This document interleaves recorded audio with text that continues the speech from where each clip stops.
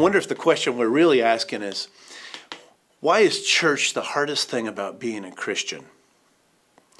One of the things that causes conflict with us is that we have confused unity with sameness.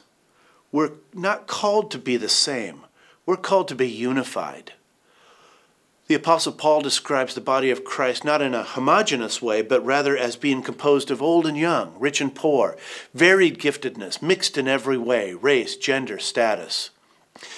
Homogeneity or sameness cripples the body of Christ. But he says that unity verifies the truth and the love of God. In other words, when people outside the church see the ballerina and the punked out teenager and the brain surgeon and the custodian all sitting together, worshiping God and living in unity with one another, that's when they say that God is alive and working in those people. And they want some of that.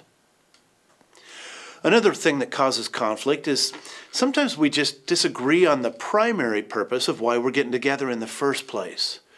Are we gathering together to worship, or are we gathering together for evangelism? Now, historically, the church has gathered for worship and scattered for evangelism, but in these days, sometimes we gather for evangelism. And leadership, if nothing else, must be clear about why we do what we do. A third thing that causes conflict is music. Our culture has enthroned music. I know what I like really is I like what I know. And most of us like the music that we liked in our adolescence. Who are we to redefine the body of Christ based on musical tastes? Music is a great tool, but it's a lousy God.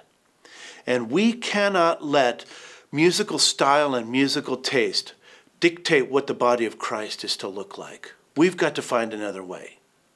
But this does cause conflict. And along with it is our culture. It's shifting, it's changing.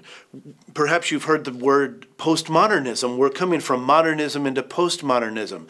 A guy like me actually processes thought differently than my children.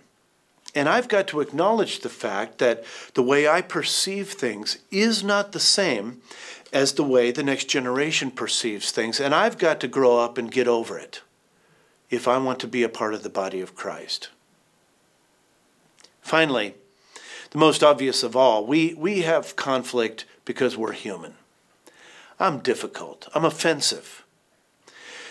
And we need to embrace the idea that this is part of living in community with others. Offensive people reveal the strengths of our church. They help us to understand what it means to be family, to live in community. And honestly, offensive people let me know what I'm made of. Do I care more about love or just keeping things smooth? Proverbs tells us that transformation happens when we sharpen each other, when we rub up against each other closely and there's friction and tension and conflict. That's when transformation and growth happen. You've heard this verse, greater love has no man than this, than he laid down his life for his friends. I wonder if also we must love each other by laying down our wills for our friends. Come together and worship as the body of Christ.